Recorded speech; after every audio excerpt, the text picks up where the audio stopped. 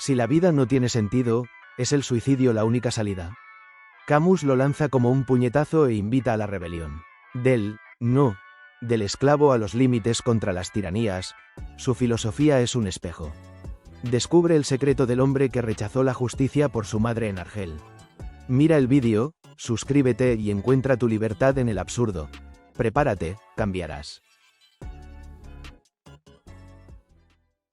Bienvenidos al canal de YouTube Parada de Filosofía. Hoy, Camila, nos adentramos en la figura y el pensamiento de una de las voces más influyentes del siglo XX, Albert Camus. Hola, Santiago. Sí, un autor fascinante y sobre todo muy necesario, creo yo. Totalmente. Y para este análisis contamos con dos fuentes muy completas, las entradas de la Enciclopedia de Filosofía de Stanford y la Internet Encyclopedia of Philosophy. Dos guías excelentes. El objetivo es destilar las ideas clave de este hombre que fue periodista, novelista, dramaturgo, y que curiosamente siempre insistió en que él no era un filósofo. Sí, es una de sus grandes contradicciones, ¿no? Negaba la etiqueta, pero dejó una huella filosófica imborrable. Y vaya si la dejó. Para que la gente se haga una idea, él abre una de sus obras clave, El mito de Sísifo, con una frase que es un puñetazo en la mesa. Dice, no hay más que un problema filosófico verdaderamente serio, el suicidio. Es que te arrincona desde la primera página, Santiago. Exacto. Esperamos que quienes aún no se han suscrito al canal lo hagan para apoyarnos. Porque, a ver, Camila, partiendo de esa frase, ¿cómo se sigue? Pues te obliga a confrontar la pregunta fundamental. Si asumimos que la vida no tiene un sentido que venga de fuera, un propósito divino o algo así, ¿qué razones tenemos para seguir viviendo? Toda su primera etapa es un intento de responder a eso sin hacerse trampas. Vale, y para responder, introduce su concepto más famoso, que es el absurdo. Pero creo que mucha gente lo malinterpreta. Piensan que absurdo significa que la vida es rara o no tiene lógica y punto. Pero es más complejo. Sí, mucho más. Es más una colisión, como decías antes. La clave es que el absurdo no es una cosa del mundo, ni tampoco algo que esté solo en nuestra cabeza. Es la relación entre ambos. Justo. Camus lo define como ese choque, esa tensión constante entre dos fuerzas. Por un lado, nuestro anhelo humano, irrefrenable, de encontrar sentido, orden, claridad. Y por otro, lo que él llama el silencio irracional del mundo. Un universo que sencillamente no responde a nuestras preguntas. Es indiferente. Exacto. Somos máquinas de buscar sentido en un universo que no lo da. El absurdo no está en nosotros ni en el mundo por separado. Está en esa confrontación. De hecho, dice que es el único vínculo que nos une al mundo. Y para ilustrar esto no usa un argumento lógico y frío, sino una imagen, que es potentísima. Sísifo. La metáfora perfecta. Totalmente. Ese personaje de la mitología, condenado a empujar una roca hasta la cima de una montaña, solo para verla caer una y otra vez. Para siempre. Es la imagen del esfuerzo inútil. Y con esa imagen volvemos a la pregunta del principio. Si la vida es eso, una tarea repetitiva y sin un fin último, ¿por qué no dejarlo? ¿Por qué no el suicidio? Y ahí Camus explora las salidas.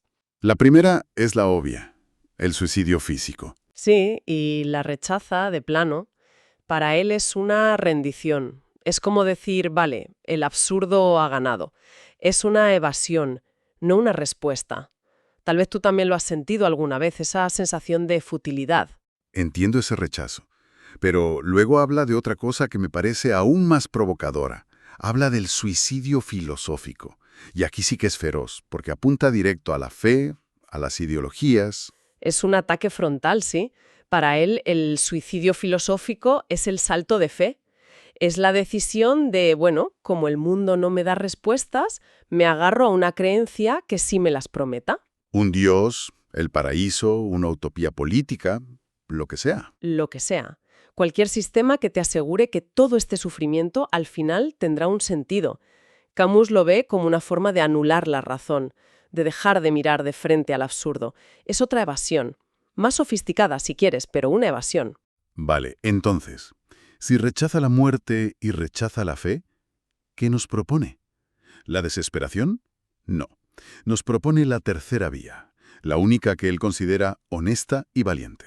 La rebelión. La rebelión, sí, que consiste en tres cosas. Primero, reconocer el absurdo. Segundo, aceptarlo como nuestra condición.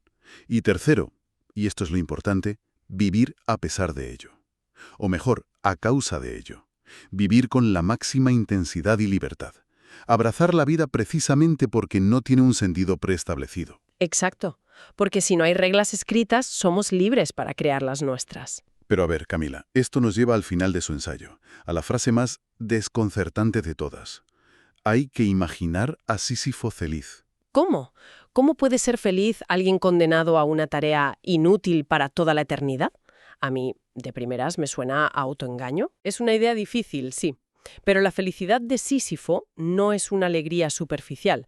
Es algo más profundo, casi sombrío. No nace de la esperanza de que la roca se quede arriba algún día.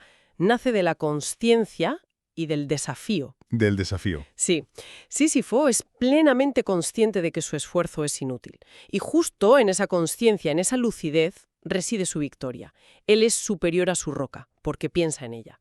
Camus se fija en el momento en que Sísifo baja la montaña, sin el peso. En ese instante, viendo su destino sin hacerse ilusiones, es libre. Su felicidad es la del rebelde. Esa es la clave. Es la afirmación de que, aunque no puede cambiar su condena, sí puede cambiar su actitud. La frase completa es demoledora. La propia lucha hacia las cimas es suficiente para llenar el corazón de un hombre. Es una vida sin consuelo, pero vivida con lucidez.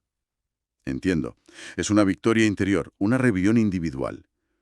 Pero me pregunto, Camila, ¿cómo se aplica esto cuando la injusticia no es el cosmos, sino, la opresión humana? Pienso en la ocupación nazi, que él combatió en la resistencia. ¿Cómo pasamos de ese yo solitario al nosotros? Esa es justo la transición que hace en su siguiente gran obra, El rebelde. El foco de la pregunta cambia por completo. Ya no es por qué no suicidarme. No, ahora es ¿por qué no matar a otros? Su experiencia en la guerra lo cambió todo. Se dio cuenta de que el absurdo también se manifiesta en la crueldad humana. Y aquí es donde la rebelión, la revolt, adquiere una dimensión social. Totalmente.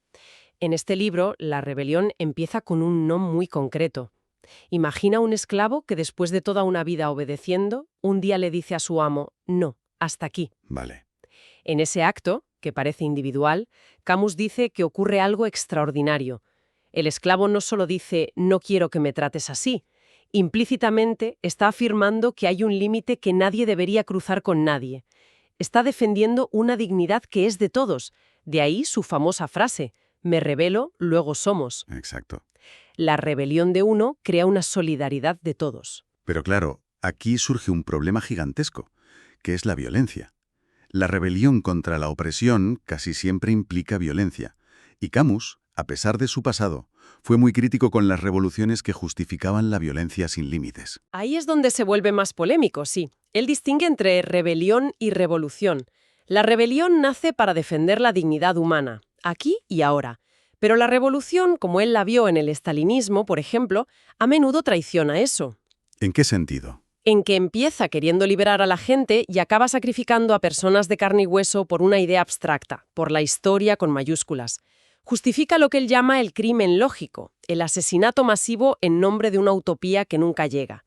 Y esta defensa de los límites, de la mesure, como él la llamaba, le costó muy cara. Lo puso en conflicto directo con casi toda la intelectualidad de su época, sobre todo con Jean-Paul Sartre. Fue la gran ruptura intelectual de la posguerra en Francia. Un choque total y muy personal, Santiago. Mientras Sartre y otros estaban dispuestos, a justificar o a mirar para otro lado con la violencia de los regímenes soviéticos, argumentando que era un mal necesario para el progreso y todo eso. Eso es, pues Camus se negó en redondo. Para él, una rebelión que usa el terror sistemático deja de ser rebelión y se convierte en otra tiranía. Un rebelde de verdad, si se ve forzado a matar, debe hacerlo sabiendo que está cruzando un límite terrible. No puede justificarlo como un bien. Con todo este entramado de ideas me sigue pareciendo fascinante que él negara ser un filósofo. Se veía como un artista. Decía que pensaba con imágenes en lugar de argumentos. ¿Crees que esa es la clave de por qué su obra sigue conectando tanto? Yo creo que es fundamental. No le interesaba construir un sistema abstracto. Su pensamiento está anclado en la experiencia.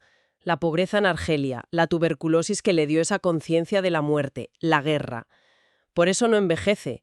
No es una teoría, Es una respuesta a cómo ser decente en un mundo en crisis. Y la prueba de esa vigencia es asombrosa.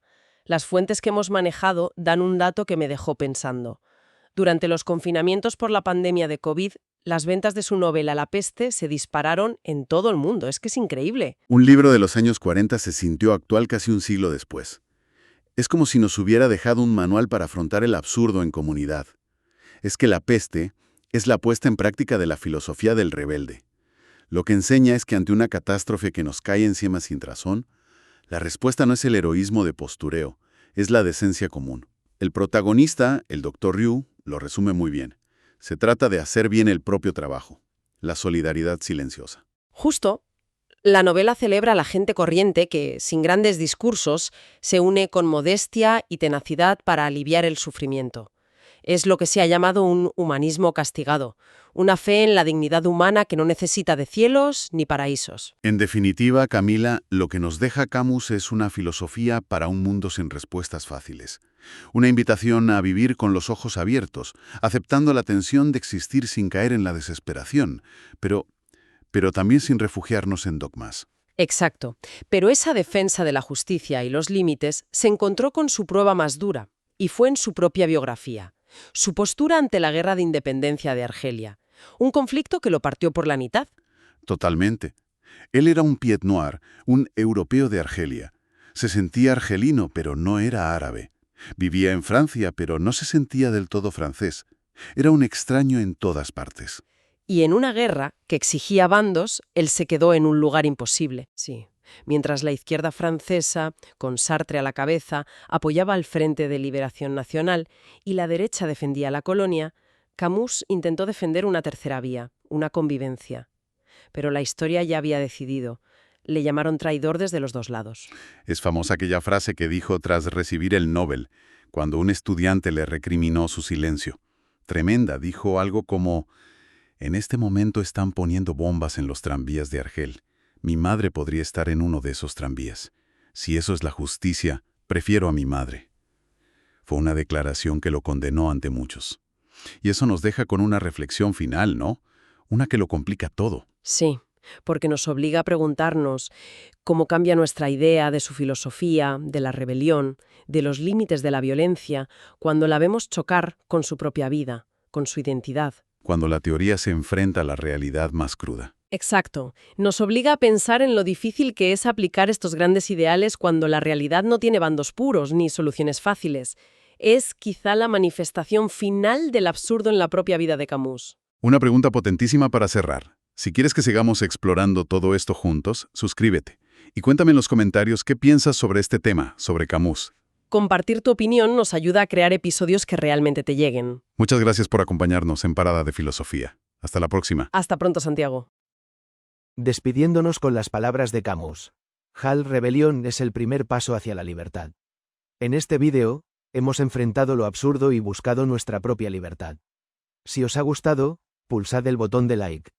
Hagamos que el eco de la filosofía resuene más fuerte juntos. ¿Os han recordado mis palabras la rebelión de Camus, o veis un camino diferente? Indicadlo en los comentarios, discutámoslo en esta profundidad.